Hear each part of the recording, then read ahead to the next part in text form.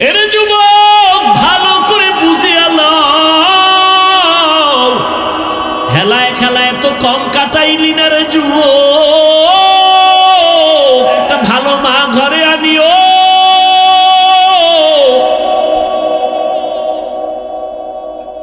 এক ফ্যামিলির মধ্যে ছোট ভাই বিবাহ করে সংসার চালায়, বড় ভাই এখনো বিবাহ করে নাই। ছোট ভাই বিয়া শাদী কইরা একদিন জিজ্ঞাসা করে, এই মিয়া ভাই, তুমি কি বিয়া করবা না? কারণটা কি? তুমি চুপচাপ বসে আছো কেন? এবার বড় ভাই কয়, হ্যাঁ বিয়া করব, তবে আমি মনের মতো মেয়ে পাই না। কারে বিয়া করব? সব ডানা খাড়ার দল। ছোট ভাই ভাবলেন, সম্ভ্রান্ত পরিবারের একটা ভালো মেয়ে চায় আমার ভাই। খুঁজে খুঁজে একটা সম্ভ্রান্ত পরিবারের একটা দামি কন্যা রেডি করলো। এই যুবকেরা ভালো করে খেয়াল কর, পর্দার আড়ালের মায়েরাও খেয়াল করিয়েন, আমার বাবাজিরাও ভালো করে খেয়াল করিয়েন, ভালো করে বুঝো।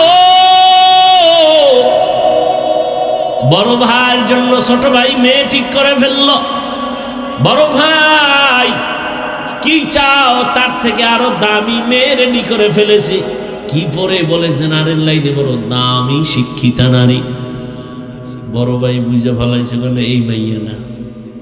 আরে এত কষ্ট করে রেডি করলাম, এটা না মানি না, আমি যা চাই তা পাই না। ছোট ভাইকে, তুমি আসলে বিয়েই করবা না? না করবো, তোর কপালে বিয়েই নাই।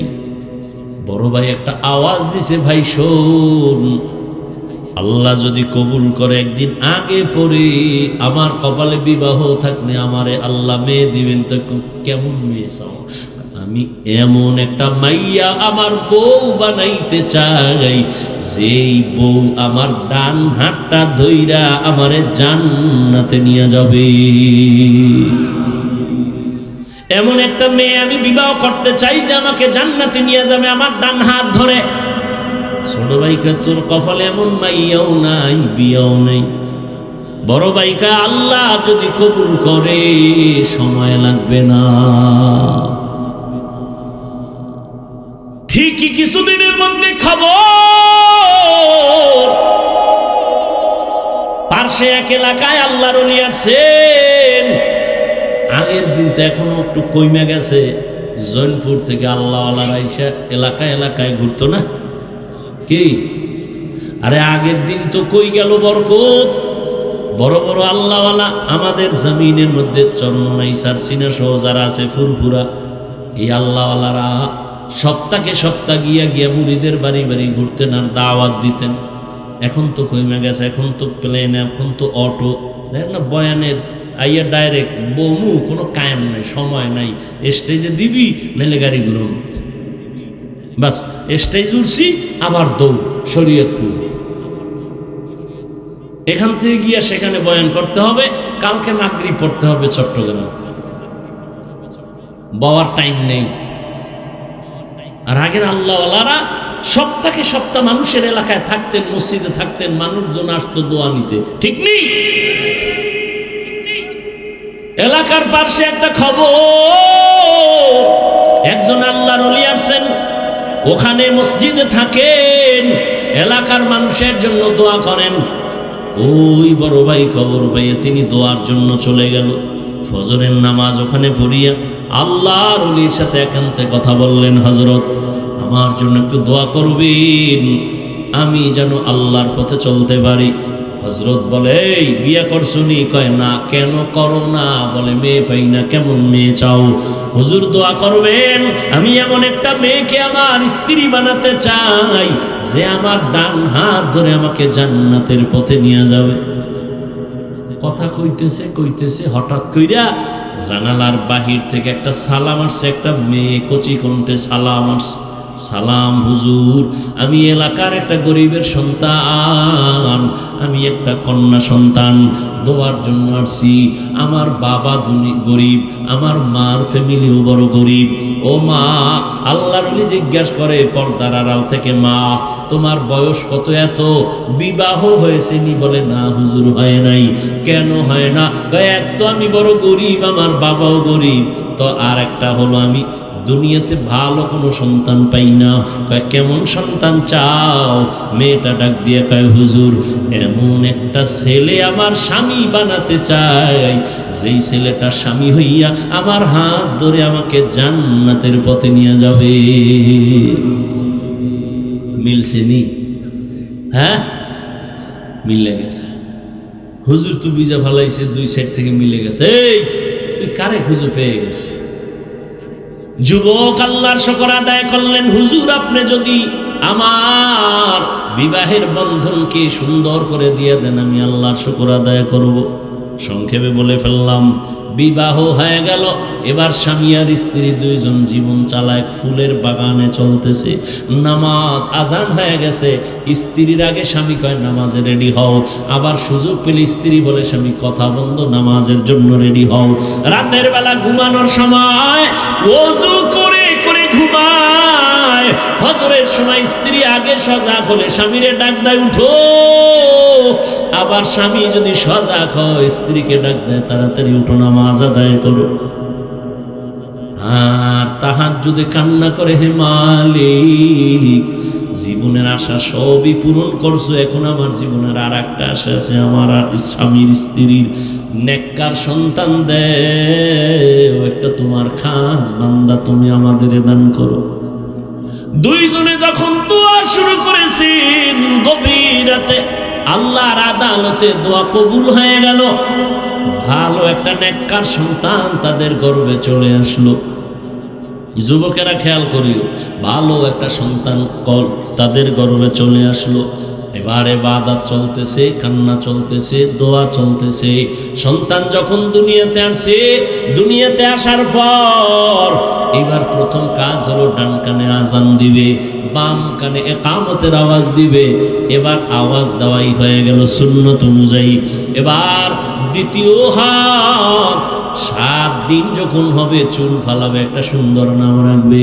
চুল ফালাইয়া নবীর তরিকে একটা সুন্দর নাম রাখছে। শেষে নামটা বলবো, বাসায় গিয়া নামটা খুঁজা ইতিহাস খুঁজা বের করবি। নাম রাখছে সুন্দর। এরপরে মা বাবার হক হলো সন্তানের আদব শিক্ষা দাও। আলা রাসূলুল্লাহি সাল্লাল্লাহু আলাইহি ওয়া আলিহি ওয়াসাল্লাম, মান উলিদা লাহু ওয়ালাদুন ফালইউহসিন ইসমাহু ওয়া আদাবা, ফাইদা বালাগা ফালিউযাওবিজহু, ফাইন বালাগা ওয়া লাম ইউযাওবিজহু ফাআসাবা ইসমান ফাইন্নামা ইসমুহু আলা আবি। মা বাবার প্রথম সন্তানের আদব শিক্ষা দেও। দুনিয়াতে সবথেকে আদব শিক্ষা দিছে রহমতের নবীর আদর্শ। সন্তানটারে এবার আদব শিখাইয়া অল্প বয়সে যুবক বড় দামি হয়ে গেল, সুনাম অর্জিত হয়ে গেল।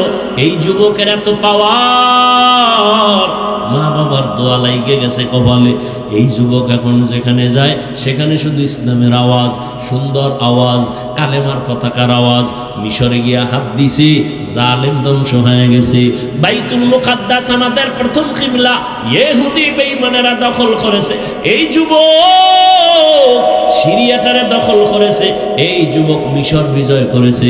এই যুবক বাইতুল মুকাদ্দাসের জালিম থেকে মসজিদকে নিরাপদে নিয়ে আসছে। ও যুবক বাবারা, এই মা বাবার দোয়া পাইয়া যেই সন্তান দুনিয়ায় নাম করে গেছে, ইতিহাসের পাতায় তার নামে এখনো স্বর্ণাক্ষরে লেখা আছে। গুগলে গিয়া সার্চ দিয়া নামটা বাইর কইরা জীবনীটা বইরা দেখবি। ও যুবক, সেই যুবকের নাম সালাউদ্দিন আইয়ুবী রাহমাতুল্লাহি আলাইহি। গুগলে গিয়া সার্চ দিবি সালাউদ্দিন আইয়ুবীকে, বের করবি। সালাউদ্দিন আইয়ুবীর ইতিহাস পড়ো, দুনিয়া কম্পন শুরু হয়ে গেছে যার নামে। তুমিও তো সেই যুবকেরই একটা লাইনের সন্তান। তোমার কি হলো? তোমার কিসের অভাব? তুমি কেন পারো না সমাজকে সুন্দরভাবে ফুটায় তুলতে, চরিত্রহীন না করে আদর্শওয়ালা বানাতে? তোমার মধ্যে আল্লাহ এত সুন্দর কিছু দিছেন যে তুমি একাই সম্ভব সমাজকে কুলুষমুক্ত করা, আদর্শওয়ালা বানানো, গোটা দুনিয়াকে আলোকিত করা। মনটারে তৈরি করে নাও রে যুবক বাবা, ও পর্দা নারানের আম্মা জানেরা, আপনাদের সন্তানদেরকে যতই বয়ান আমি শুনাই, আপনাদের দোয়া যদি না থাকে সন্তান কোনোদিন সফল হতে পারবে না। এই দুনিয়ায় যত ভালো ভালো সন্তান আছে, মায়ের অবদান। এরে আম্মা জান, আপনাদের জীবন কত ধন্য। আপনারা নবীদের মায়ের মতো মা, সাহাবায়ে কেরামদের মায়ের মতো মা। আপনারাই তো খাদিজা রাদিয়াল্লাহু আনহার মতো দামি নারী, আয়েশা রাদিয়াল্লাহু আনহার মতো দামি নারী, ফাতেমা রাদিয়াল্লাহু আনহার মতো দামি নারী। এরে আম্মা জান, মনে কি চায় না একটা আদর্শ সন্তানের মা হয়ে কবরে যাবেন? সন্তানটারে ডাক্তার বানাবেন, ইঞ্জিনিয়ার, প্রফেসর বানাবেন, বেয়াদব বানাবেন না। আদবওয়ালা সন্তান যদি রেখে যান, ডাক্তার হবে, ডাক্তারি করিয়াও কোরআন পড়ে পড়ে মা বাবার জন্য দোয়া করবে। ও পর্দার আড়ালের মা, আপনার মতো কত মা এখন ওই অঞ্চলে পাওয়া যাবে। পর্দা করে, নামাজ পড়ে, বেপর্দায় চলে না, নামাজ ছাড়ে না, মোবাইলে সময় নষ্ট করে না, স্বামীর মাল হেফাজত করে, খেয়ানত করে না। এরে আম্মা জান, আপনি কেন পারবেন না? এখনো সময় আছে, তওবা করেন। জীবনে আর নামাজ ছাড়বেন না, বেপর্দায় চলবেন না। মা বাবা হইয়া সন্তানকে আদর্শ ডাক্তার বানানোর মেহনত করবেন, আদর্শ ইঞ্জিনিয়ার, প্রফেসর বানায় যাবেন। এখনো সময় আছে, তওবা করে মনে মনে আল্লাহর কাছে বলতে থাকেন। জীবনে স্বামীর মাল খেয়ানত করবেন না, মোবাইলে সময় নষ্ট করবেন না। ও আমার যুবক বাবারা, এখনো সময় আছে, তওবা করে নাও। মনেরে বুঝাইও রে মন, আমার মতো যুবক যদি স্কুল কলেজে পড়িয়া নামাজ পড়ে, আমি কেন পারবো না? আমার কপাল কেন এত খারাপ? এখন থেকে তওবা করো, মনে মনে আল্লাহকে বলো, হে আল্লাহ, জীবনে নামাজ ছাড়বো না, বেপর্দায় চলবো না, দাড়ি কাটবো না, মা বাবারে কষ্ট দিব না। উলামায়ে কেরামের দোয়া নিয়া, শিক্ষকের দোয়া নিয়া নবীর তরিকা মেনে চলবো। ও আমার বৃদ্ধ বাবাজিরা, আপনার মতো কত বুড়া মানুষ এখনো হাতে লাঠি নিয়ে মসজিদে গিয়া নামাজ আদায় করে, আপনারা কেন পারবেন না? এখন থেকে তওবা করে তৈরি হয়ে যান। আল্লাহ আজরাইল আসার আগে আমি তওবা করে তৈরি হয়ে যাব। কোন দিন মরণ হবে জানা নাই। আর নামাজ ছাড়বো না, বেপর্দায় চলবো না, মা বাবার দোয়া নিয়ে চলবো, শিক্ষকের দোয়া নিয়ে চলবো। আর কোনোদিন নামাজ ছাড়বো না, বেপর্দায় চলবো না, আল্লাহর নবীর তরিকার বাহিরে চলবো না। তওবা করার মতো যদি অন্তর তৈরি হয়, অন্তরে যদি কোনো মুনাফিকি না থাকে, যাদের অন্তরে তওবার খাঁটি নিয়ত আছে, খাঁটি তওবার নিয়তে দুটো হাত আল্লাহকে দেখাইয়া দাও। আয় আল্লাহ, হাতগুলো কবুল করে নেন, তওবা কবুল করে নেন। আয় আল্লাহ, তওবার উপরে মজবুত হইয়া আমাদেরকে চলার মতো তৌফিক দান করে দাও, আমিন। ওয়াল আসর, আসরের শপথ। ইন্নাল ইনসানা লাফি খুসর, নিশ্চিত পৃথিবীর সমস্ত মানুষগুলো জাহান্নামী।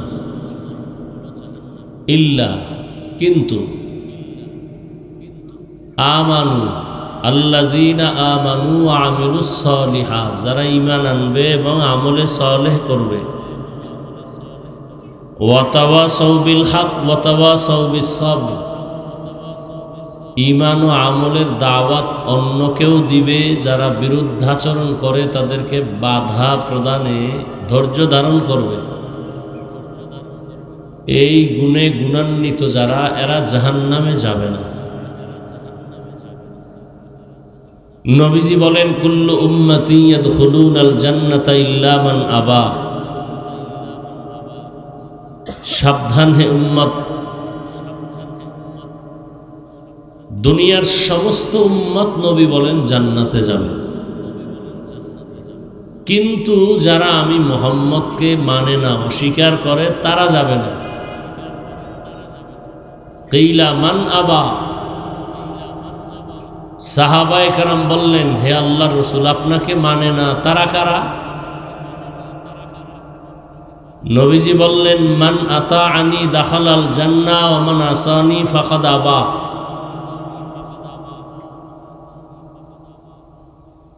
যে আমার আনুগত্য করে, অনুসরণ করে, সে জান্নাতে যাবে, যে অনুসরণ বিরোধিতা করে সে জাহান্নামে যাবে।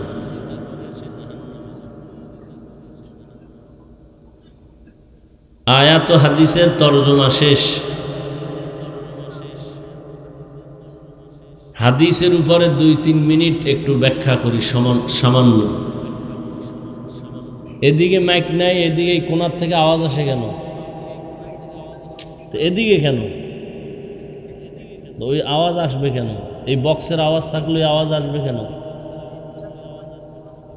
কমে এই বক্স ঠিক করো, কানে আওয়াজ স্পষ্ট না হইলে তো সমস্যা।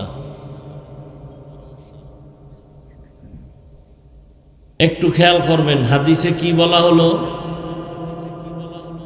সব উম্মত জান্নাতে যাবে, যারা নবী মানে না তারা যাবে না।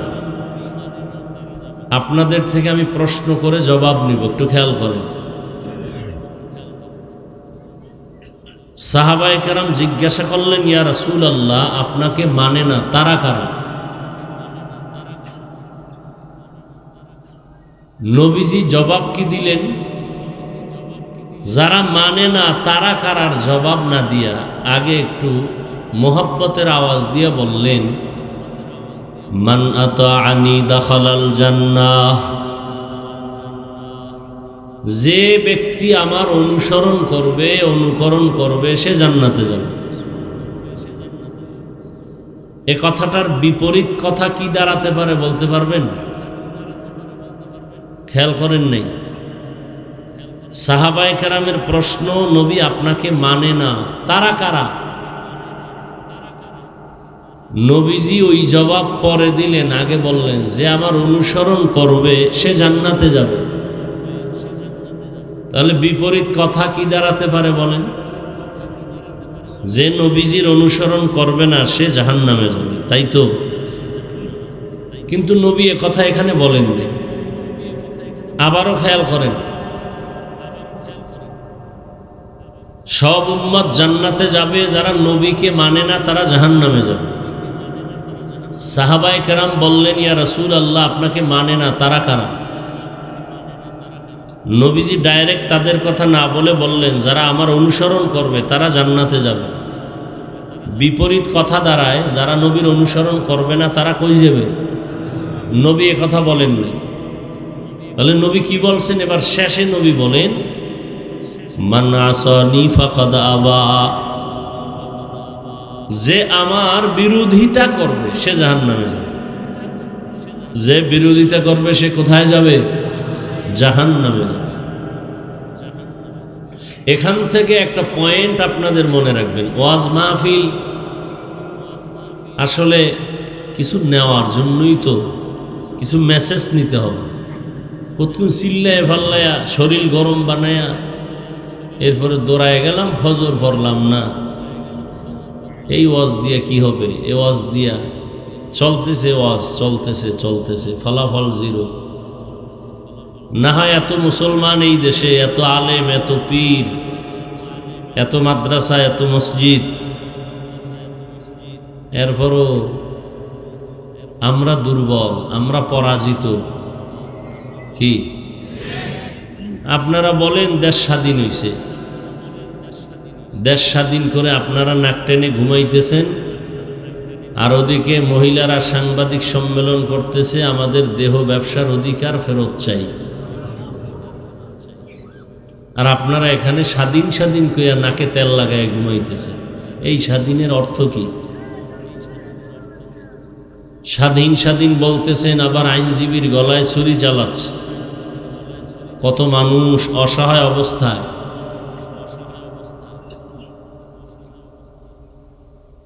বড় কঠিন এক পরিস্থিতি আমাদের জীবনের উপর অতিবাহিত হতে চলছে। আর প্রত্যেকের হাতে তো জাহান্নামের ফ্যাক্টরি, মেডিসিন, কি সবার। বাচ্চাও এই নিয়ে ব্যস্ত, বাবাও ব্যস্ত, মাও ব্যস্ত, সন্তানেরাও ব্যস্ত, হুজুরও ব্যস্ত, ইমাম সাহেবও ব্যস্ত, মুক্তাদিরাও ব্যস্ত। Mobile mobile mobile. আল্লাহ সবাইকে হেদায়েত দান করুন।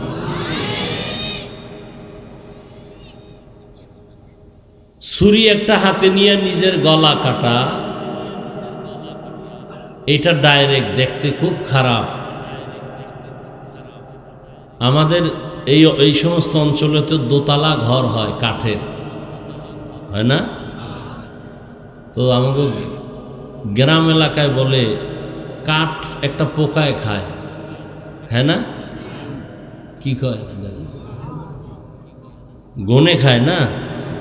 উপর দিয়া কমপ্লিট সুন্দর, ভেতর দিয়া ফুলটাই নষ্ট। এই মোবাইলওয়ালাদের উপর দিয়া যাও কিছু আছে, ভিতর কিচ্ছু নেই, চরিত্র নাই, লেখাপড়া নাই, চেহারা নাই। মুরব্বীরা আপনারা না দেখলেও কথাগুলো শুনে যান। আমরা এত পাগল হই না যে আবল তাবল কিছু বলে গেলাম, একটু শুনেন ভালো করে। বাবা তো হইছেন, আলোচনাটাও শুরু করছি সূরা আসর দিয়া।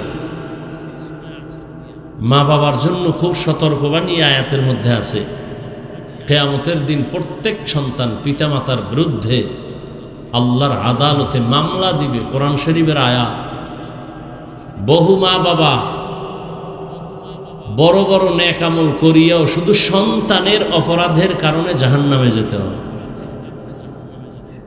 শুধু সন্তানের অপরাধের কারণে। এই মোবাইলের কারণে কিডনি ড্যামেজ হয়ে যাইতেছে, ব্রেন নষ্ট, হার্ট দুর্বল, লেখাপড়া নাই, চরিত্র নাই, চোখের পাওয়ার নাই, কানের পাওয়ার নাই। এই মোবাইলের কারণে কত সন্তানের সাথে মা বাবার দূরত্ব, স্ত্রী স্বামীর মাঝে দূরত্ব। এই মোবাইলকে কেন্দ্র করে কত সন্তান মায়ের সাথে বেয়াদবি, বাবার সাথে বেয়াদবি, ছাত্র হলে শিক্ষকের সাথে বেয়াদবি, উম্মত হলে আলেমের সাথে বেয়াদবি। এই একটা মোবাইলকে কেন্দ্র করে কত সন্তান মায়ের টাকা চুরি করে, বাবার টাকা চুরি করে, না দিলে বন্ধুর পকেট কাটে, না দিলে দোকানে চুরি করার সম্মিলিত চক্রান্ত করে। এক কথায় এই মোবাইলের কারণে আপনার মধ্যে, যুবকের মধ্যে কিছুই নাই, আছে একটা রূহ। আজরাইল যদি রুহটা নিয়ে যায় তো তুমিও নেই। তাহলে মোবাইল কি পরিমাণ ক্ষতি করছে, যা ভাষা নাই বলার। কিন্তু বাবাও বাধা দেয় না, মাও বাধা দেয় না। বলার দায়িত্ব আমার, বলে গেলাম, মানবেন কিনা সে দায়িত্ব আপনার। আল্লাহ একটা বেহেশতের বাগানে নিয়ে আসছেন, এটা বড় দয়া। কিন্তু কপাল পুরাটা ভালো করতে পারলেন না। বেহেশতের বাগানে বৈশাও মোবাইল নিয়ে ছবি তুলতেছেন, যেটা সম্পূর্ণ গুনাহের কাজ। দুনিয়ার কোনো মুফতি সাহেবের বাবারও ক্ষমতা নাই এটাকে উল্টায় বলবে। সরকারের বিশেষ কোনো প্রয়োজনে অথবা মদিনার অর্ডারে ছবি তোলা জায়েজ, সওয়াব না, জায়েজ। জায়েজ মানে সওয়াব না। ঠেকায় পড়ছেন, এখন কি করবেন? কহে এটা করা জায়েজ। আর একটা হলো জায়েজ না করা ভালো। যেমন আপনার মইরা যাবেন অবস্থায় এখন আপনার মরা গরু ওখানে আছে, তো মরাটা তো খাওয়া হারাম। জান বাঁচানোর জন্য যদি আপনি মনে করেন তাহলে এটা জায়েজ, আপনার জন্য এটা আবশ্যকীয় না, জায়েজ। চাইলে আপনি এটা গ্রহণ করতে পারেন। কিন্তু বেহেশতের বাগানে যে এমনি এমনি ছবি তুলেন, এটা হারাম, হারাম, হারাম, কবিরা গুনাহ, কোনো সন্দেহ নেই। করতেছেন, আমরাও আপনাদের সাথে ঝগড়া করি না।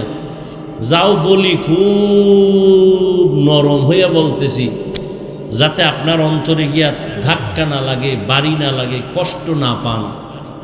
এরপরও কষ্ট পেয়েই যান। এরপর আবার ফাঁকে ফাঁকে কই আল্লাহর হস্তে মাফ করে দিয়েন, বেয়াদবি নিয়েন না। আর কিভাবে বুঝাবো বলেন তো? এখানে আমার ব্যক্তিগত কি স্বার্থ? কোনো স্বার্থ নাই। স্বামী আর স্ত্রীর মাঝে আজকে দেওয়াল হয়ে গেছে, দেয়াল, পর্দা এই মোবাইল। মা বাবা সন্তানের মাঝখানে আজকে দেয়াল হয়েছে ঝগড়ার এই মোবাইল। তাজা তাজা প্রাণ কেড়ে নিয়েছে এই মোবাইল। বেহেশতের বাগানে বসছেন, করতেছেন মোবাইল হাতে নিয়ে কবিরা গুনাহ। আপনার কত ভাব তা তো বলাই যায় না, কি ভাবে আপনি আছেন, খুব পাওয়ার নিয়ে বসছেন। আপনি বলবেন পাশের এক বন্ধুরে, এত হুজুর ওয়াজ করে কেউর লাগে না, ওনার এত লাগে কেন? এই ওনারে বাদ দাও, আমগো আকাম বাদ দেওয়া যাবে না, হুজুর বাদ দাও, আমগো আকাম চলো। ওয়াজ উপলক্ষে মার্কেট, দোকানপাট, বেলুনের দোকান, খেলনার দোকান, সেখানে আবার আলাদা আর এক জগৎ। এটা বেহেশতের জগৎ, এটা জাহান্নামের জগৎ। ওখানে মেয়েরাও ঘুরে, যুবকেরাও ঘুরে, যুবতীরাও ঘুরে, নারী পুরুষ ঘুরতেছে। তাহলে 2 দিন ব্যাপী বেহেশতের বাজার, ঠিক পাশে আছে জাহান্নামের বাজার। কি ওখানের ওই কবিরা গুনার দায়ভার কারা নিবে? হ্যাঁ, এক জায়গায় গিয়া দেখি বয়ান কততম, 22তম তাকে বার্ষিক মাহফিল। কমিটির লোকেরা ডাকলাম। কারা কমিটির? সভাপতি, সেক্রেটারি, 5টা 6টা এলো। নামাজও পড়ে না, দাড়িও রাখে না। তুমি 22 বছর ওয়াজ করাও, তোমার হেদায়েত হয় না কেন? কিসের ওয়াজ করাও? মানুষকে দেখাও বাপ, মাস্তানি, বাহাদুরি। যে আমরা 3 দিন ওয়াজ করি, আর এক দল চেয়েছে কঠিনভাবে আমরা 4 দিন করাবো। ওরা কোন বক্তা আছে? এই লেভেল। আমরা হাই লেভেলের বক্তা নিয়ে আসবো, দেখাই দিব। দেখাই দিতেছে, দেখাই দাও। অন্য বয়ান চলে, হেদায়েতের বয়ান চলে। গাছ ভালো হলে ফল ভালো হবে।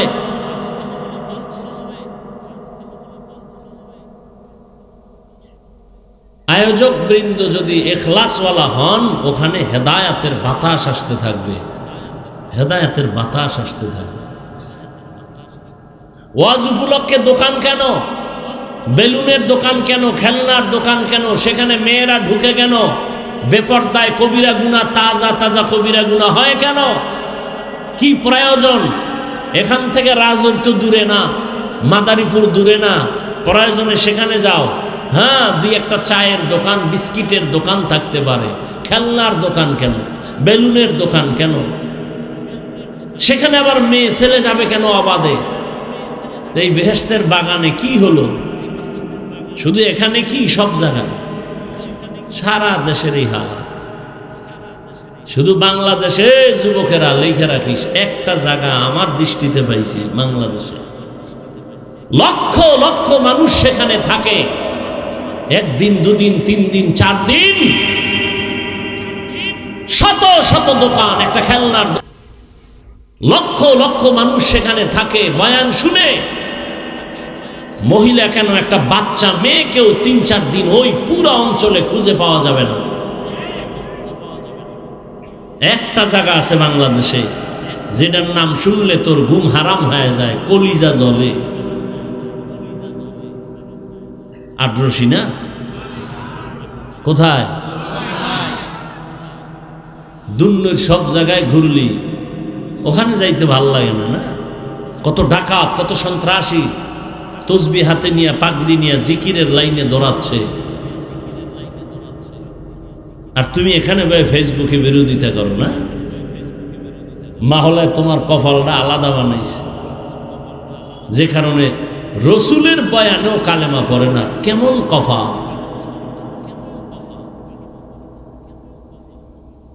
যেই রসুলের চেহারা মোবারক দেখলেই মোহাব্বত লাগায় জাহান্নাম হারাম, সেই রসুলকে 1 দিন 2 দিন না 13 বছর পর্যন্ত দেখলো, বয়ান শুনলো, কালেমা কপালে আসলো, এর নাম কফা। এই নিকৃষ্ট বেঈমানকে জানেন?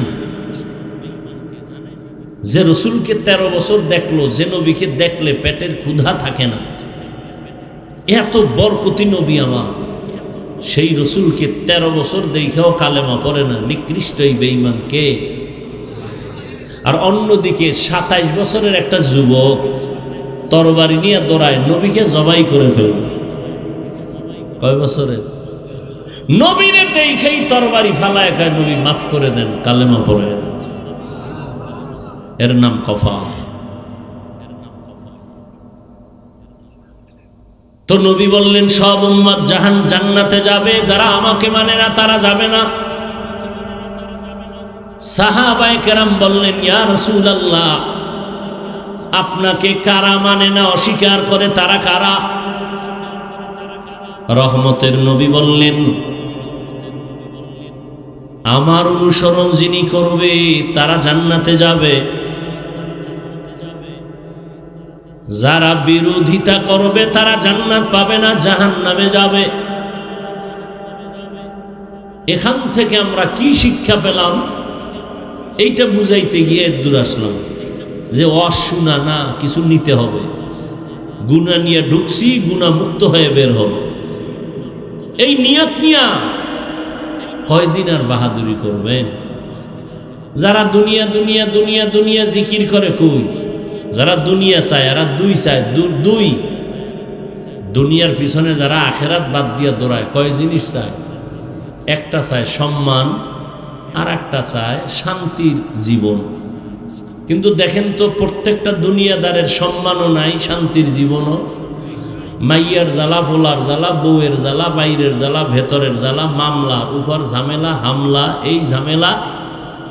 এরপরে বিল্ডিং উঠাইছে, লাভ কি? ঘুমাইতে পারে না, এখন বিল্ডিং থুয়ে জঙ্গলে ঘুমায়। একবার ফুলের মালা, ফাইনালে জুতার মালা। এই সম্মান দিয়ে কি লাভ হবে? আমি কি বানায় বলতেছি? এর সে তো খেরের ঘর ভালো। হ্যাঁ, মনে রাখবেন, শিক্ষা নেন। টাকা দিয়ে সম্মান কিনলে প্রথমে ফুলের মালা, ফাইনালে কি? যারা দুনিয়া দুনিয়া করো, কত উপরে উঠছো বলো তো? আর আমরা যারা আখেরাত আখেরাত করি, আমরা কত নিচে নামছি বলো তো? আল্লাহ হেদায়াত দান করুন। মান কানা ইউরিদুল আজিলাতা আজ্জালনা লাহু ফিহা মা নাশাউ লিমান নুরিদ সুম্মা জাআলনা লাহু জাহান্নাম ইয়াসলাহা মাযমুমান মাদহুরা। যে দুনিয়া চায় আল্লাহ তাকে দ্রুত দুনিয়া দিয়া দেয়, কিন্তু পরিণাম ফলে তার জন্য জাহান্নাম। আল্লাহর নবী বলেন যারা আমার বিরোধিতা করবে তারা জাহান্নামে যাবে। এখান থেকে আমরা দুইটা সবক নিয়ে নেই। এ দুনিয়ায় যারা নবীর আদর্শ মানে না তারা দুই দলে ভাগ হয়ে আছে।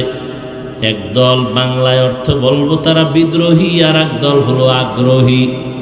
এক দল দরদি, আর এক দল বিরোধী। যারা নবী মানে না এরা কয় দল? এক দল আগ্রহী, আর এক দল ধরে নেন। আমি বুঝাবার জন্য বলছি। এখানে আমি ডান দিক থেকে একটা যুবকের জিজ্ঞাসা করলাম, এই যুবক, নবীর আদর্শের দাড়ি রাখো না কেন, নামাজ পড়ো না কেন? যুবক কি বলে? হাফিজ ভাই, নামাজ দরকার, দাড়ি দরকার, পারি না, চেষ্টা করতেছি, দোয়া করবেন। কি বুঝলেন? বিদ্রোহী না আগ্রহী? অন্যদিকে আমি যদি বাম দিকের এক যুবকের জিজ্ঞাসা করি, বাবা নামাজ পড়ো না কেন, দাড়ি রাখো না কেন? আমার কথা শেষ না হতেই জবাব দেয়, না রাখলে অসুবিধা কি? এরকম বেয়াদব নাই? এ কি আগ্রহী না বিদ্রোহী? রহমতের নবীর আদর্শ মানার ক্ষেত্রে বিদ্রোহীর আর এক নাম হলো বেঈমান। খুব বুঝেন, কিন্তু আরো বুঝেন। একটা ছেলে দাড়ি রাখে না, তাকে গালি দেওয়া যাবে না। আগে বুঝতে হবে ওই যুবকটা কি আগ্রহী না বিদ্রোহী। একজনে নামাজ আদায় করে না, তাকে গালি দেয়া যাবে না। আগে বুঝতে হবে লোকটা কি আগ্রহী না বিদ্রোহী। আগ্রহী বান্দা মুমিন, বিদ্রোহী বান্দা বেঈমান। আরো স্পষ্ট করে বললাম, যারা নবীর আদর্শে দাড়ি রাখে না তাকে গালি দেওয়া যাবে না। আর একজনে দাড়ি পছন্দ করে না, তাকে ছাড় দেওয়া যাবে না। ব্যবধান আছে না নেই? একজনে নামাজ পড়ে না, তাকে গালি দেয়া যাবে না। আর একজনে নামাজকে পছন্দ করে না, তাকে ছাড় দেয়া যাবে না। সুযোগ পেলেই জুতার বাড়ি দিতে হবে। ব্যবধানটা বুঝছেননি? তাহলে একজনে নামাজ পড়ে না, তারে গালি দেওয়া যাবে? আগে বুঝতে হবে সে আগ্রহী না বিদ্রোহী। আগ্রহীর নাম মুমিন, বিদ্রোহীর নাম বেঈমান। কত বড় আল্লাহর দুশ্মন যে নামাজ তো পড়েই না, দোয়া চাইবে, ভাই দোয়া কইরেন চেষ্টা করব, উল্টা ধাক্কা দেয়, না পারলে অসুবিধা কি? কত বড় নিকৃষ্ট বেয়াদব চিন্তা করতে পারেন? আল্লাহ হেদায়াত দান করুন। এবার আসেন হাদিস নিয়ে কিছু কথা বললাম, এবার সূরাটা নিয়ে আলোচনা করি। ওয়াল আসরি ইন্নাল ইনসানা লাফি খুসর। সাউন্ডটা আর সুন্দর হয় না? এখানে মিক্সার মেশিন নাই, এরকম কেন রিভার্ব দিতে পারেন না? ইকো যেন না হয়। মানুষের বডির জন্য রুহু আসল, রুহু নাই, এই বডির কোনো কি নাই। আমাদের বয়ানের এই লাইটও দরকার নাই, প্যান্ডেলও দরকার নাই। আমাদের মূল বয়ানের রুহ বাহ্যিক দৃষ্টিতে হলো সাউন্ড, আর বাকি গায়েবী যেটা সেটা আল্লাহর রহমত। বুঝেন না কথা? এজন্য বারবার বলে, আপনাদের তো হয়তো একদিন দুই দিন, আমাদের তো প্রতি রাত চিল্লেই তো হয়। টাইম মতো ঘুম না থাকলে, খানা না থাকলে, এবার এতগুলো মানুষকে আবার বয়ান করে শোনানো, আর জার্নি তো কি কষ্ট। এরপরেও চলতেছে চলতেছে, আল্লাহ যতক্ষণ চালাবেন চলবে। এই জন্য একটু বেশি এটার দিকে খেয়াল রাখা উচিত, রাখি বলি। আপনারা হয়তো অনেকে অনেক কিছু ভাবেন, বেয়াদবি মাফ করে দিয়েন। ওয়াল আসরি ইন্নাল ইনসানা লাফি খুসর। সূরাটা সকলের পরিচিত একটি সূরা। পর্দার আড়ালের মা বোনেরা এই সূরাটা কোরআন শরীফ পড়তে না জানলেও শুনতে শুনতে মুখস্থ হয়ে গেছে। সূরাটা ছোট কিন্তু পাওয়ার অনেক বড়।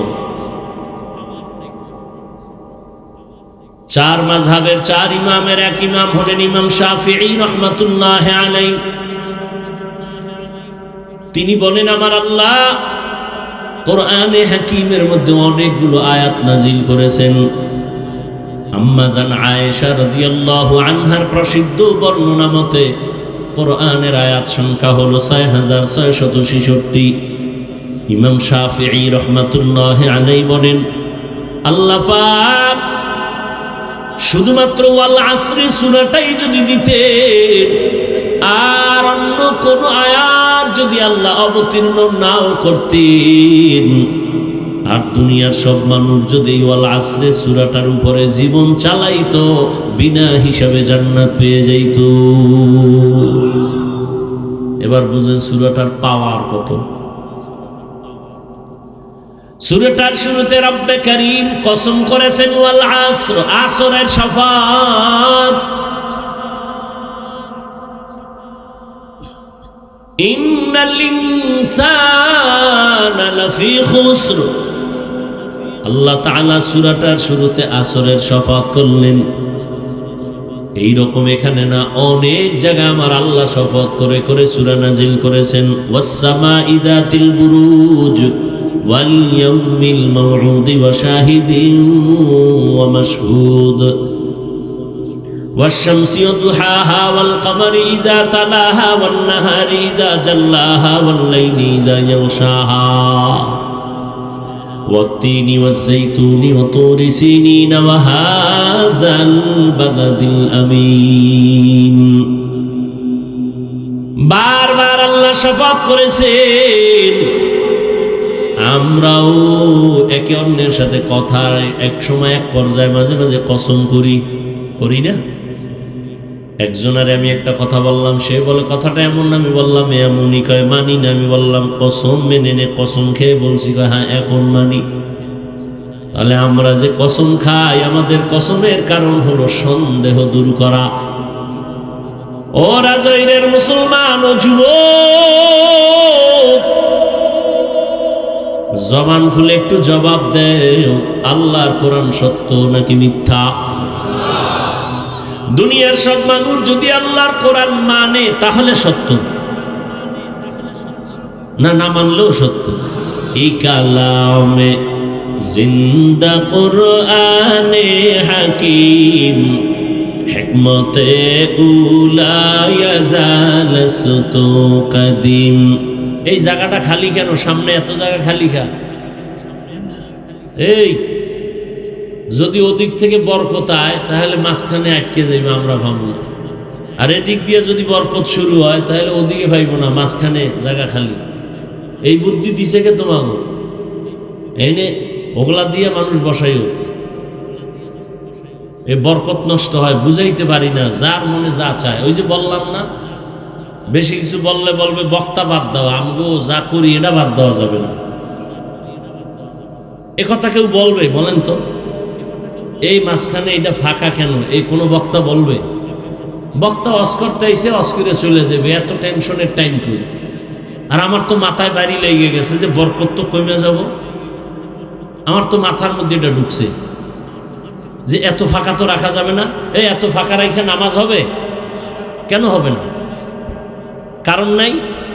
বলেন না কেন কারণ নাই? তাহলে ওখানে কারণ থাকলে এখানে থাকবে না কেন? নামাজের কাতারে এত ফাঁকা হয়, তো এটাও তো একটা বরকতি মজলিস, এত ফাঁকা হবে কেন? বরং রসুলের সুন্নত কি 3 জায়গায় ফাঁকা রাখবা না। কয় জায়গায়? 3 জায়গায়। নামাজের কাতারে আর দ্বীনি মজলিসে। শয়তান মাঝখানে জায়গা নেই, এই মাঝখানে তো শয়তান বয়ে রয়েছে। হয়তো ওদিকের বরকত হইলে আমরা ভাবো না, এদিক দিয়ে শুরু হইলে আপনারা ভাইবেন না। কথা বুঝেননি? বেয়াদবি মাপ চাই ভাই, মুরব্বীরা আপনাদের দোয়া নিয়েই তো চলে। আমার তো আর এলেম কালাম কিচ্ছু নেই, তারপরও চাই যে আল্লাহর মহব্বত থেকে যেন আমরা কেউ বঞ্চিত না হই।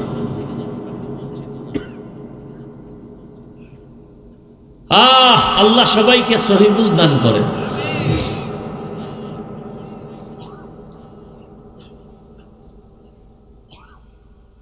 তো আল্লাহ পাক শপথ করলেন কেন? কোরআন তো সত্য, কেউ মানুক আর না মানুক, মানলেও সত্য না মানলেও সত্য। আল্লাহর কথা তো সবই সত্য। কসম কাটলেন কেন?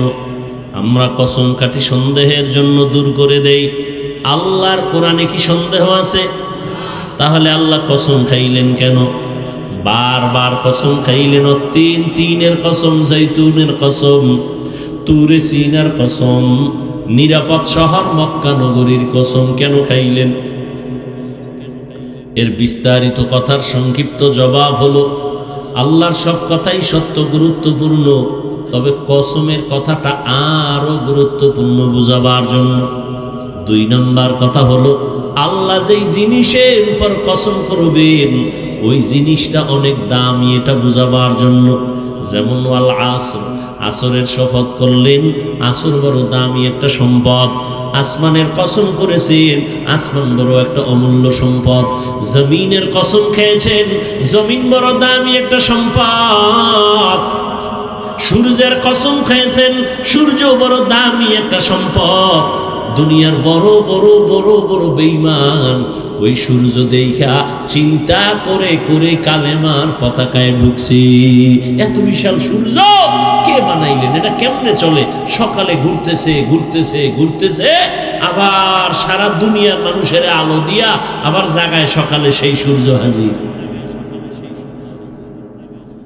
আল্লাহ তাআলার এগুলো এক একটা নিদর্শন। আসমান একটা নিদর্শন। এই প্যান্ডেল টানাইতে কত পরিমাণ খুঁটি, আরো পারলে ডেকোরেটরওয়ালারা আরো খুঁটি দিতে চায়। এই প্যান্ডেলে এতগুলো খুঁটি যদি দেওয়া লাগে, আল্লাহর আসমান 7টা আল্লাহ টানায় রাখছেন, কোনো খুঁটির কোনো প্রয়োজন হলো না। নিচের থেকে খুঁটি নাই, উপর থেকে রশির কোনো টানাও নাই। এগুলো জ্ঞানী যারা ভাবতে থাকবে আর বলবে, রব্বানা মা খালাকতা হাযা বাতিলা সুবহানাকা ফাকিনা আযাবান নার। আল্লাহ তুমি অনর্থক কিছু বানাও নাই। আসরের শপথ করে আল্লাহ বুঝাইলেন, আসর বড় দামি। এটাকে তুমি যদি দাম দাও তো তোমারও দাম বেড়ে যাবে। এরপরের কথাগুলো আরো গুরুত্বপূর্ণ। আল্লাহ বলেন ইন্নাল ইনসানা লাফি খুসর। কসম খাইয়া কথাটার গুরুত্ব বাড়াইলেন, আবার ইন্না নিশ্চয়ই তাকিদ দিলেন। সব দুনিয়ার মানুষ অবশ্যই জাহান্নামী। দেখেন তো, একদিকে কসম খাইলেন, আবার তাকিদ দিলেন দুইটা। ইন্না এক তাকিদ, লাফি লাম তাকিদ, বারবার তাকিদ দিয়া বললেন দুনিয়ার সব মানুষগুলো জাহান্নামী, একজন মানুষও বাদ নাই। আল ইনসানের আলিফ লাম ইস্তেগরাকি, সব মানুষ। বাংলাদেশের প্রতিটি মানুষ জাহান্নামী, আমেরিকার মানুষ জাহান্নামী, লন্ডন লেবাননের মানুষ জাহান্নামী। এক কথায় জমিনের একটা মানুষও জাহান্নামী না বলার কোনো উপায় নাই। এই আয়াত তার দলিল, সব মানুষ জাহান্নামী। তুমি এটারে হালকা মনে করবা, শপথের সিল লাগাই দিছে, ওয়াল আসর, শপথ, কোনো সন্দেহ করা যাবে না। এরপরে আবার ইন্না নিশ্চয়ই, আরো মজবুত, লাফি খুসর, অবশ্যই জাহান্নামী। এতগুলো কথা এত তাকিদ দিয়া শোনার পরে কি মনে হয় আল্লাহর কথা মিথ্যা? সব মানুষ জাহান্নামী কসম খাইয়া কইছেন, তাকিদ দিয়ে কইছেন, সন্দেহ করা যাবে? তাহলে এবার আর নামাজ রোজা কইরা লাভ কি? আল্লাহ শপথ কইরেই যদি বলে সব মানুষ জাহান্নামী, তাহলে আর ইবাদত করে লাভ কি? কথা কি শেষ? আল্লাহ কয় যতই তাকিদ দিছি, কিন্তু নামের ব্রেক লাগায় দিছি, ইল্লা কিন্তু। সব মানুষগুলো জাহান্নামে যাবে, কিন্তু 4 গুণওয়ালারা জাহান্নামে যাবে না। কয় গুণ? ইল্লাল্লাযীনা আমানু ওয়া আমিলুস সালিহাত ওয়া তাওয়াসাউ বিল হাক্কি ওয়া তাওয়াসাউ বিস সাবর। 1 নম্বর গুণের নাম ঈমান, দ্বিতীয় গুণের নাম নেক আমল। প্রথম গুণের নাম কি? দ্বিতীয় গুণের নাম কি? ভালো করে খেয়াল করেন। আল আসরে সূরাটা সবার প্রিয় একটা মুখস্থ সূরা। ছোট্ট সূরার মধ্যে পুরা জিন্দেগি ঢুকানো। টের পাইবেন কে জান্নাতের পথে আছেন, কে জাহান্নামের পথে আছেন। এ সূরা আপনাকে বলে দিবে। সব মানুষ জাহান্নামে যাবে, 4 গুণওয়ালারা জান্নাতে যাবে। 4 গুণের মধ্যে প্রথম 2টা গুণ ঈমান আর নেক আমল। এটা আল্লাহর হক। কার হক? আল্লাহর হক। আর যে 2টা গুণ আছে, ওই 2 গুণ হলো বান্দার হক। সেটা কি? ঈমান ও আমলের দাওয়াত অন্যকে দাও, আর যারা ঈমান আমলের বিরোধিতা করে তাদের বাধা দেও, ধৈর্য ধারণ করো। এখান থেকে কি বুঝলাম? ঈমান আর আমল আল্লাহর হক, অন্যরে দাওয়াত দেওয়া। বাংলায় বলে সৎ কাজের আদেশ দাও, অসৎ কাজে বাধা দাও। এই 2টা গুণ হলো বান্দার হক।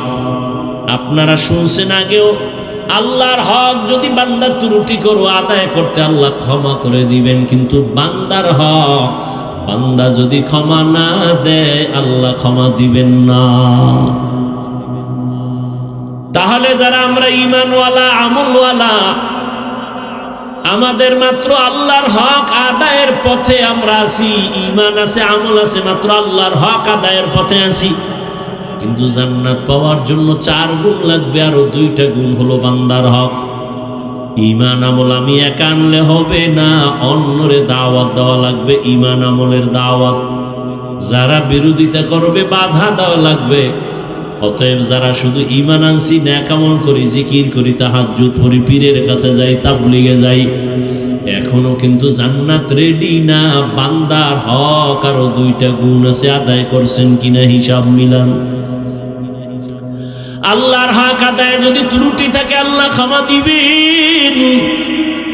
বান্দার হক যদি ত্রুটি থাকে, বান্দা ক্ষমা না দিলে আল্লাহ দিবেন না।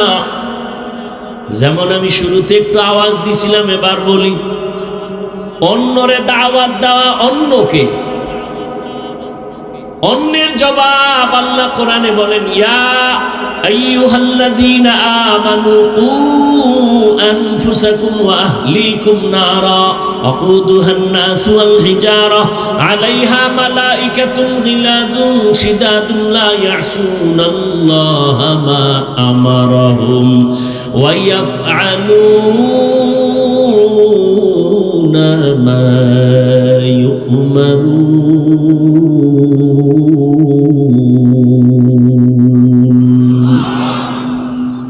আল্লাহ বলেন, ও মুমিন, জাহান্নাম থেকে নিজেকে বাঁচাও, তোমার আহালকে বাঁচাও।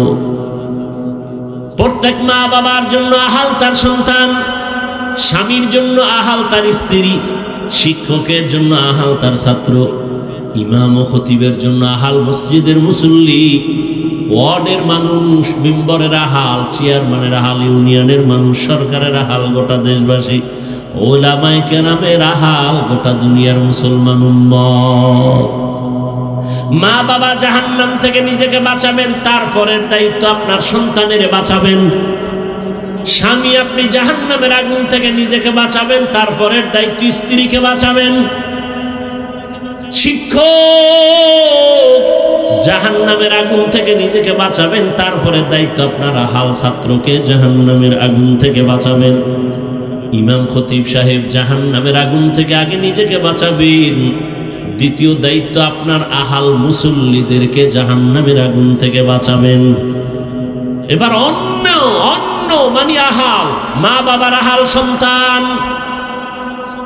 ও মা বাবা, আপনি নামাজ পড়েননি, রোজা রাখেননি, পর্দা করেননি, এটা আল্লাহর হক। এরপরে আপনার সন্তান, এরা যারা, এদের নামাজের দাওয়াত দিছেননি। নিজে পর্দা করেন, সন্তান পর্দা করে কিনা খবর নিছেননি। কিয়ামতের দিন আল্লাহ সন্তানদের ডাকবেন আর জিজ্ঞাসা করবেন, এই সন্তান, নামাজ পড়ছনি? বলে পড়ি নাই। রোজা রাখছনি? বলে রাখি নাই। কেন? এবার সন্তান বলবে, আমার কোনো দোষ নাই, আমি দুধের দোয়া। তো সমস্যা কি? আমার আব্বা আম্মা সব ঝামেলা। তাই বলে, হ্যাঁ, দলিল কোরআনের আয়াত, সূরা আহজাব 67 নম্বর আয়াত। সন্তান বলবে, রব্বানা ইন্না আতা'না সাদাতানা ওয়া কুবারানা ফাআদাল্লুনা সাবিলা। ও আল্লাহ, আমি বেনামাজি হই নাই, আমার মা বাবা আমারে বেনামাজি বানাইছে। রমজানে আমার আম্মা মাঝে মাঝে বলতো, সাহারি খাইয়া রোজা রাখ। আব্বাজান কইছে, খবরদার, চেহারা নষ্ট হয়ে যাবে। এরম বাপ নাই? রোজা রাখলে কি নষ্ট হবে? ওই আব্বাজানের জিজ্ঞাসা করতে মনে চায়, এই বাপ নামের কলঙ্ক, রোজা রাখলে চেহারা নষ্ট হবে? এবার তাকায় দেখো, মোবাইল চালাইয়া সারা রাত রুমের মধ্যে গুনা কইরা কইরা চেহারা ভাঙছে। এটা ঠিক কর। সারাটা রাত তোমার সন্তান দরওয়াজা জানালা বন্ধ করে মোবাইলের দিকে তাকাইয়া তাকাইয়া কবিরা গুনাহ, কবিরা গুনাহ, কবিরা গুনাহ দেখে দেখে চেহারার মধ্যে নূর নাই, চেহারাটা নষ্ট। তোমার এই সন্তানের চেহারাটা ভালো বানাইবা কেমনে? বিয়ার আগেই চেহারাটা নষ্ট হয়ে গেল, যৌবনও শেষ, জীবনও শেষ। বাবায় বাধা দিল, সন্তান মানবে না, কারণ যেই সময় বাধা দেওয়ার নিয়ম ছিল সেই সময় মা বাবায় আদর দিছে, আরো করো, সময় মতো বাধা দেয়। দুনিয়াটা উল্টে গেছে, কেমনে জানেননি? প্রত্যেক সন্তান মা বাবারে ভয় করবে, আর এখন উল্টা মা বাবা সন্তানের ভয় করে, কখন পিডায়। প্রত্যেক ছাত্র শিক্ষকের ভয় করবে, কিন্তু এখন শিক্ষক ছাত্রকে ভয় করে, কখন বেদবি করে ফেলে। লিকুল্লি শাইইন যিনাতুন ফিল ওয়ারা ওয়া যিনাতুল মারই তামামুল আদাবি আজ খোদা কা মে তৌফিকে আদব বেআদব মাহরুম গাশত আজ ফজলে রা। ও পর্দার আড়ালের আম্মা জানেরা, ও আমার বৃদ্ধ বাবাজি,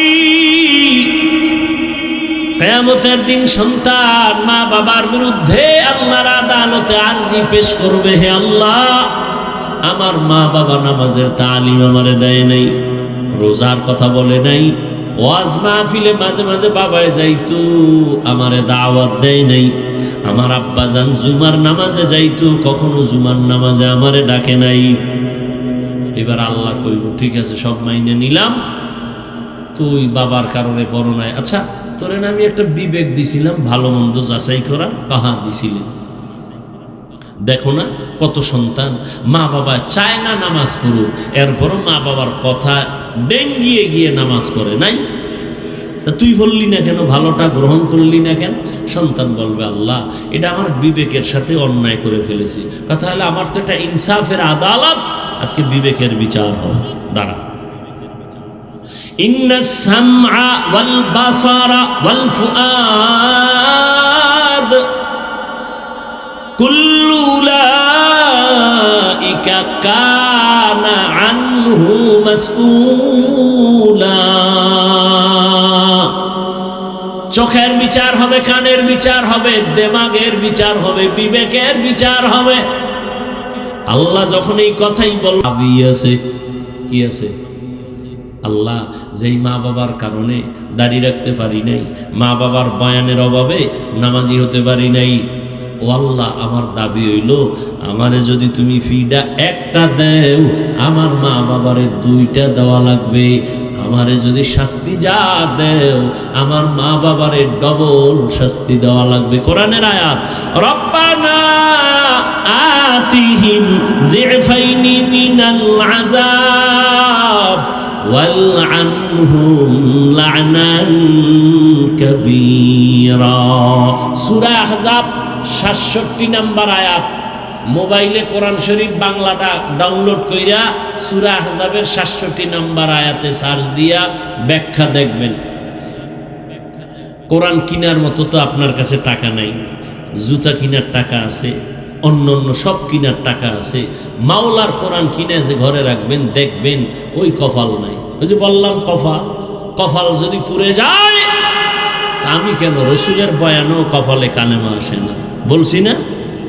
ভুলে গেছেন? আর কপাল যদি খুলে তো রসুলকে জবাই করতে আসিয়াও কালেমাওয়ালা হয়ে যায়। ২৭ বছরের যুবক, কি নাম? নবীরে জবাই করতে এসে কালেমা পড়ছে। সেই ওমরের নাম শুনলে এখনো মানুষের অন্তরে কম্পন শুরু হয়ে যায়। কে সে ওমর? রহমতের নবী বলেন, লাউ কানা বাদি নাবিয়্যুন লাকানা ওমর। আমার পরে যদি আল্লাহ নতুন কাউকে নবী বানাইতেন, আমার পরে নবী হতো আমার সাহাবী ওমর। অর্ধ দুনিয়া পরিচালনা করেন রাজনীতিবিদ, একজন শিক্ষক হযরত ওমর। দিনের বেলা বিচার করেন, রাতের বেলা জনগণের কি হালাত গিরা গিরা খবর নেই। সেই ওমর যে রাস্তায় চলে শয়তান ওই রাস্তায় চলে না, পালায় যায়। কেমন পাওয়ার আল্লাহ দান করেছেন। ওমর আসতেছে রাস্তা দিয়ে, একটা যুবক মদের বোতল নিয়ে আগাইতেছে। ওমরের দেখা কাঁপ শুরু হয়ে গেছে। ওমর তো কথার আগে তরবারি রেডি, ও আল্লাহ মাফ করে দাও, আর জীবনে মদ পান করবো না, ওমরের হাত থেকে আমারে বাঁচাও। ওমর আসতেছে, দৌড়াইতেও পারে না, লজ্জা দাঁড়ায় গেছে। ওমর আইসা, এই যুবক বোতলের মধ্যে কি? ও কাঁপা শুরু হয়ে গেছে। বোতলের মধ্যে তো মদ, দিতে চায় না। দে।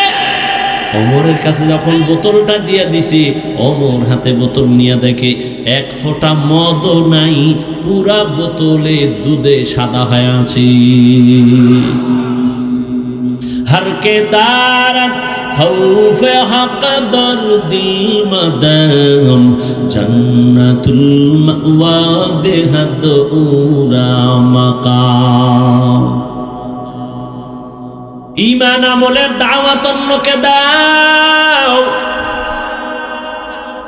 নিজে ঈমান আনো, নিজে আমল করো, তারপরে অন্যকে দাও। মা বাবার প্রথম দায়িত্ব নিজে নেক আমল করবেন, এরপরে সন্তানদেরকে আমলওয়ালা বানাবেন। এক বাবায় গিয়া, ওমরের আদালত তো আগুন আগুন, বাবায় গিয়া বিচার দিছে, আমার ছেলে হক আদায় করে না।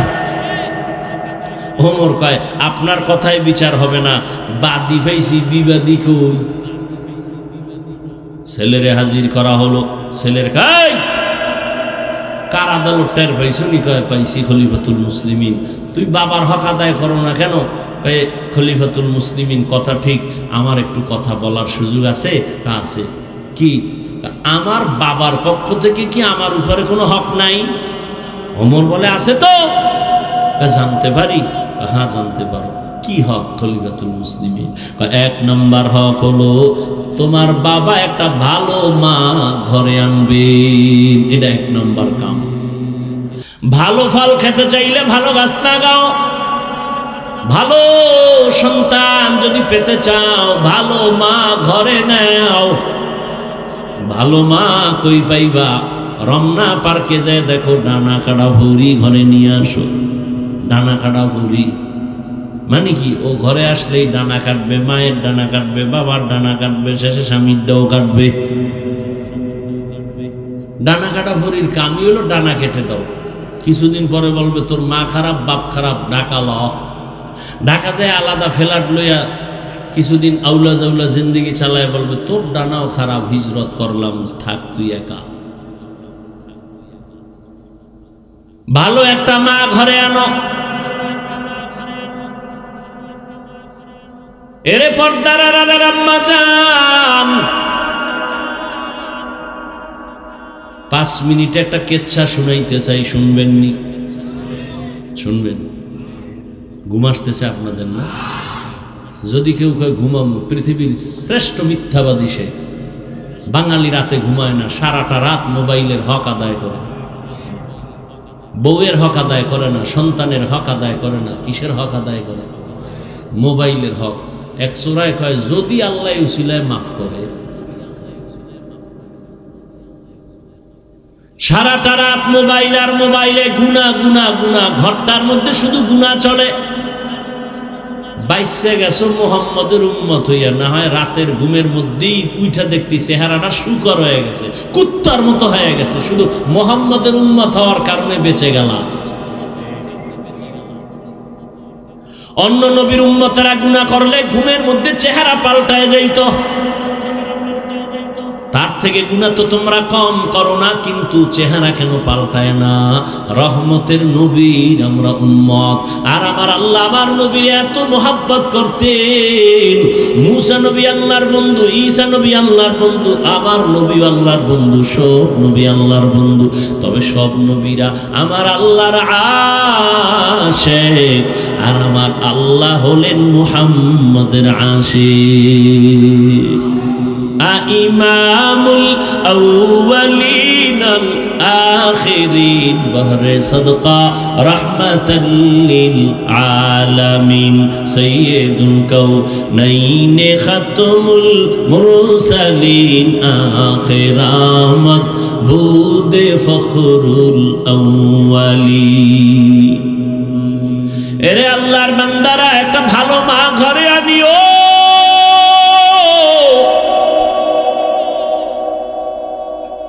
এক ফ্যামিলির মধ্যে ছোট ভাই বিবাহ করে সংসার চালায়, বড় ভাই এখনো বিবাহ করে নাই।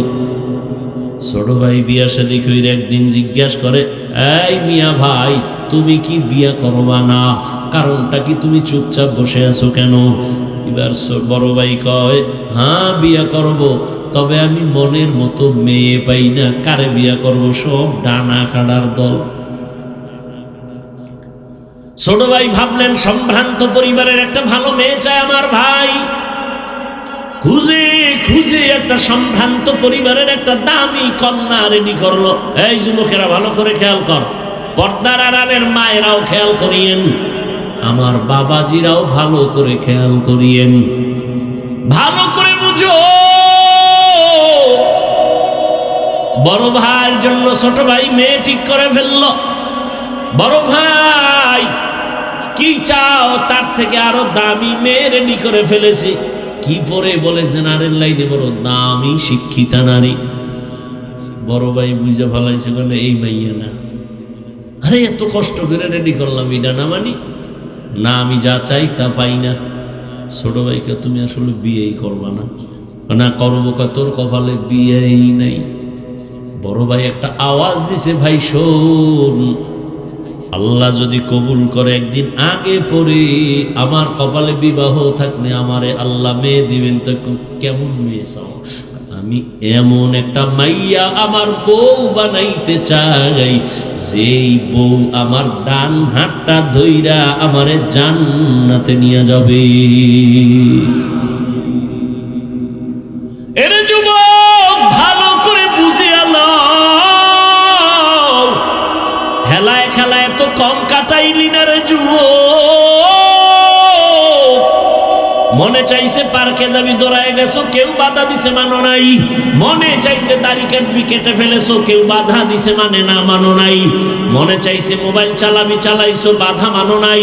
মা বাবায় বাধা দিছে, মায়েরে গালি দিছো, বাবারে গালি দিছো। আলেম বিরোধিতা করছে, আলেমের সাথে দুর্ব্যবহার করেছো। শিক্ষক বাধা দিছে, শিক্ষকের সাথে বেয়াদবি করেছো। কত মোবাইল নিয়ে গুনাহ করে করে রাত কাটাইলি। আরো কত রাত গুনাহ করলে তোর আশা মিটবে? তারপরে তুই তওবা করবি, বল এখনো কি তওবা করবি না? মনে মনে কত শখ ছিল, জাহান্নামের বাগানে যাবি, পার্কে যাবি, মেয়েদের নিয়ে আড্ডা দিবি, নাচ গান করবি, কত শখ জীবনে মিটাইলি। এখনো কি তোর বাকি আছে? আরো গুনাহ করবি, তারপরে তওবা করবি। তবে আগে আমাকে বল, তোর হায়াতের আর বাকি কয়দিন? করোনার ভেতরে যুবকের লাশ আর লাশ, ছাত্র জনতার আন্দোলনে তাজা যুবকের লাশ, ঘুমের বিছানায় যুবকের লাশ, পানির নিচে যুবকের লাশ। আমাদের বরিশাল রোডটার মধ্যে এমন একটা দিন না অ্যাক্সিডেন্ট হয় না। আর যুবকদের জন্য নতুন ভাবে মরণের আর এক ফাঁদের নাম হলো মোটর সাইকেল, বাইক। কি ওটার উপরে উঠলেই তো শরীর আগুন হয়ে যায়, কি এর ঠান্ডা বললা না? আর পেছনে যদি কোনো বিপরীত পাশ থাকে তা তো আরো আগুন। ধাম করে গিয়ে বাসের চাক্কার তলে ভিড়ে গেছে। টেলিফোন আসছে বাসায়, মা ধরছে, কে? সন্তানের মা। বাবারে দে। বাবায় ধরে কয়, কে তুমি? বলে তুমি নাই, গাড়ি নিয়ে অমুক জায়গায় আসো, লাশটা নিয়ে যাও। বানায় বলতেছি, তুমি মনে করছো তুমি সুস্থ, অনেকদিন বাঁচবা, তোমার পরিকল্পনা ঘুমের টুপিটা দেখবা নাই। কালকে এই টাইমে তুমি হতে পারো লাশ। কি অসুস্থ মানুষ, ডাক্তার কয় যা পারো খাওয়ায় দাও, বাঁচবে না। কিন্তু সেই অসুস্থ লোকটা লাঠি নিয়ে নিয়ে এখনো হাঁটে, সুস্থ মানুষটা তার সামনেই মরে গেল। ও আমার কলিজার যুবক, বাবা রাগ করিও না, বেয়াদবি মাফ করিয়া দিও। অথচ তোমার মতো আমি যে এতক্ষণ তোমারে বয়ান শুনাইলাম, একবারও কিন্তু বলি নাই আমি পাস করলি টুপি মাথায় দিছি, তোরা দে, না হয় জাহান্নামে যাবি, একবারও বলি নাই। আমি এতক্ষণ যে বয়ান শুনাইলাম, আমি কওমি মাদ্রাসার সন্তান, একবারও বলি নাই তুমিও কওমি মাদ্রাসায় না গেলে তোমার কপাল পুড়ে যাবে। আমি তাবলিগের লাইনের সন্তান, পীরের একজন মুরিদ, একবারও বলি নাই তুমি যদি পীরের কাছে না যাও, তাবলিগে না যাও, তুমি জাহান্নামী হয়ে যাইবে, একবারও বলি না। তো তোমার টেনশনও নাই, আমি দ্বিতীয়বার বলবো না, কোনো টেনশন নাই। আমি তোমারে হুজুর বানাইতে আসি নাই, বরং আমি তোমাকে চাই তুমি স্কুলে পড়ো, কলেজে পড়ো, চাকরি করো, ব্যবসা করো, ডাক্তার হও, ইঞ্জিনিয়ার হও, প্রফেসর হও। তবে আমার ছোট একটা দাবি, জীবনে বেয়াদব হইবা না। তোমার আচরণে কোনোদিন মা বাবা যেন কষ্ট না পায়, উলামায়ে কেরাম কষ্ট না পায়, শিক্ষকেরা যেন কষ্ট না পায়। কারণ মা বাবারে কষ্ট দিয়ে যদি সামনে আগাও কপাল পুড়ে যাবে, চরিত্র ধ্বংস হয়ে যাবে। শিক্ষকের বরদোয়া যদি কপালে লাগে শিক্ষার জগৎ থেকে হারায় যাবা। আলেমের বরদোয়া যদি কপালে নিয়ে নাও জীবনে চরিত্রের রাস্তার খুঁজে পাইবা না। অতএব ডাক্তার হও, আদবওয়ালা ডাক্তার হইও। তাসলিমার মতো বেয়াদব যদি হও জুতা খাইয়া পালাতে হবে। মা বাবার দোয়া, শিক্ষকের দোয়া, উলামায়ে কেরামের দোয়া নিয়ে সামনে আগাই ওরে যুবক। এবার একটু বাস্তবে তাকায় দেখো তো, জীবনে কোনোদিন মাদ্রাসায় পড়ে নাই, আলিফ বা তাও জানে না। তোমার মতো যুবক স্কুলে পড়ে, কলেজে পড়ে, চাকরি করে, ব্যবসা করে, 5 বেলার নামাজ পড়ে, সত্য কথার সাক্ষী দাও আসেনি। আর ওয়াজের দরকার নাই, এই কথাটাই তোমার জেহেনে ঢুকাও, বিবেকের প্রশ্ন করো। তোমার মতো যুবক যদি জেনারেল লাইনে থাইকে নামাজ পড়ে, বলো তুমি কেন নামাজ পড়তে পারো না? অবশ্যই তোমার কপালে কারো অভিশাপ লাগছে। তোমার মতো যুবক রাস্তায় গাড়ি চালায়, নামাজ ছাড়ে না, বলো তুমি কেন পারবা না? তোমার মতো যুবক নদীর মধ্যে মাছ ধরে, নামাজ পড়ে, কৃষি কাজ করে, নামাজ পড়ে, র্যাব, আর্মি, পুলিশ, বিডিআরের চাকরি করে, নামাজ পড়ে, তুমি কেন পারো না? ওসি, ডিসি, এসপি, উকিল, ব্যারিস্টার নামাজ পড়ে, তুমি কেন পারো না? তোমার মতো যুবক শ্রমিকের কাজ করে, ব্যবসা করে, হালাল ভাবে চলে, ঢাকা কলেজে গিয়ে দেখাস, জাহাঙ্গীরনগরে গিয়ে দেখো তোমার মতো ছাত্র কলেজে পড়ে, মাথায় পাগড়ি, বড় দাড়ি, বড় জামা, মসজিদের খতিব। ও ভাই তুমি কোন মসজিদের খতিব? বলে আমি কোনদিন খতিব কেন হব, আমি তো আরবি ভালো করে পারি না। তো এই অবস্থা কেন তোমার? বলে আমার মা বাবার দোয়া আর উলামায়ে কেরামের নেক নজর। বানাই বলতেছি নাই এরকম ছাত্র? তোমার সমস্যা কি? তোমার কপালে কার বরদোয়া লাগছে মনে হয়? নাইলে এইরকম খারাপ তো তুমি হইতে পারো না, তুমি তো মুসলমান। ঘটনাটা মনে আছে তো? শেষ 5 মিনিটে শেষ। বড় ভাই কি কইছে কও, নাইলে এটা আর কমই না। কি কইছে? এমন একটা মেয়ে আমি বিবাহ করতে চাই যে আমাকে জান্নাতে নিয়ে যাবে আমার ডান হাত ধরে। ছোট ভাইকে তোর কপালে এমন মাইয়াও নাই, বিয়াও নাই। বড় ভাইকা আল্লাহ যদি কবুল করে সময় লাগবে না, ঠিকই কিছুদিনের মধ্যে খবর পার্শ্বে এক এলাকায় আল্লাহর ওলি আছেন। আগের দিন তো এখনো একটু কইমে গেছে, জৈনপুর থেকে আল্লাহওয়ালারা আইসা এলাকায় এলাকায় ঘুরতো না কি? আরে আগের দিন তো কই গেল বরকত। বড় বড় আল্লাহওয়ালা আমাদের জমিনের মধ্যে চরমনাইসার সিনা সহ যারা আছে ফুরফুরা, এই আল্লাহওয়ালারা সপ্তাহে সপ্তাহ গিয়া গিয়া মুরিদের বাড়ি বাড়ি ঘুরতেন আর দাওয়াত দিতেন। এখন তো কইমে গেছে, এখন তো প্লেন, এখন তো অটো, দেখেন না বয়ানের আইয়া ডাইরেক্ট বমু, কোনো কায়েম নাই, সময় নাই। স্টেজে দিবি নাইলে গাড়ি ঘুরব, বাস স্টেজ উঠছি আবার দৌড় শরীয়তপুর। এখান থেকে গিয়া সেখানে বয়ান করতে হবে, কালকে মাগরিব পড়তে হবে চট্টগ্রাম, বাবার টাইম নেই। আর আগের আল্লাহওয়ালারা সপ্তাহে সপ্তাহ মানুষের এলাকায় থাকতেন, মসজিদে থাকতেন, মানুষজন আসতো দোয়া নিতে, ঠিক নেই? এলাকার পাশে একটা খবর, একজন আল্লাহর ওলি আছেন, ওখানে মসজিদে থাকেন, এলাকার মানুষের জন্য দোয়া করেন। ওই বড় ভাই খবর পাইয়া তিনি দোয়ার জন্য চলে গেল। ফজরের নামাজ ওখানে পড়িয়া আল্লাহর ওলির সাথে একান্তে কথা বললেন, হযরত আমার জন্য একটু দোয়া করবেন, আমি যেন আল্লাহর পথে চলতে পারি। হযরত বলে এই বিয়া করছনি? কয় না। কেন করো না? বলে মেয়ে পাই না। কেমন মেয়ে চাও? হুজুর দোয়া করবেন, আমি এমন একটা মেয়েকে আমার স্ত্রী বানাতে চাই যে আমার ডান হাত ধরে আমাকে জান্নাতের পথে নিয়ে যাবে। কথা কইতেছে কইতেছে হঠাৎ কইরা জানালার বাহির থেকে একটা সালাম আসছে, একটা মেয়ে কচি কণ্ঠে সালাম আসছে। সালাম হুজুর, আমি এলাকার একটা গরিবের সন্তান, আমি একটা কন্যা সন্তান, দোয়ার জন্য আসছি। আমার বাবা গরিব, আমার মার ফ্যামিলিও বড় গরিব। ও মা, আল্লাহর ওলি জিজ্ঞাসা করে পর্দার আড়াল থেকে, মা তোমার বয়স কত? এত, বিবাহ হয়েছে নি? বলে না হুজুর, হয় নাই। কেন হয় না?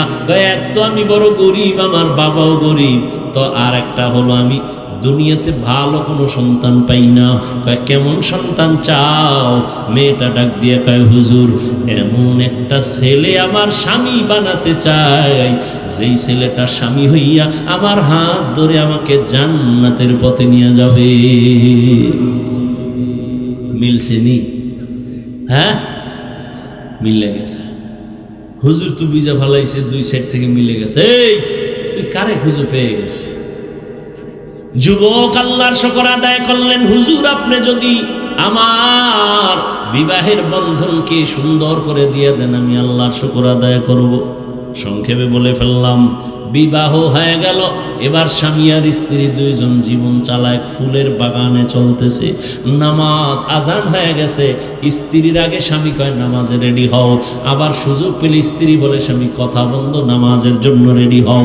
রাতের বেলা ঘুমানোর সময় ওযু করে করে ঘুমায়। ফজরের সময় স্ত্রী আগে সজাগ হলে স্বামীরে ডাক দেয়, উঠো। আবার স্বামী যদি সজাগ হয়, স্ত্রীকে ডাক দেয়, তাড়াতাড়ি উঠো, নামাজ আদায় করো। আর তাহাজ্জুদে কান্না করে, হে মালিক, জীবনের আশা সবই পূরণ করছো, এখন আমার জীবনের আর একটা আশা আছে, আমার স্বামীর স্ত্রীর নেককার সন্তান দেও, একটা তোমার খাস বান্দা তুমি আমাদের দান করো। দুইজনে যখন দোয়া শুরু করেছেন, গভীর রাতে আল্লাহর আদালতে দোয়া কবুল হয়ে গেল। ভালো একটা নেককার সন্তান তাদের গর্ভে চলে আসলো। যুবকেরা খেয়াল করিও, ভালো একটা সন্তান তাদের গর্ভে চলে আসলো। এবার ইবাদত চলতেছে, কান্না চলতেছে, দোয়া চলতেছে। সন্তান যখন দুনিয়াতে আসে, দুনিয়াতে আসার পর এবার প্রথম কাজ হলো ডান কানে আজান দিবে, বাম কানে ইকামতের আওয়াজ দিবে।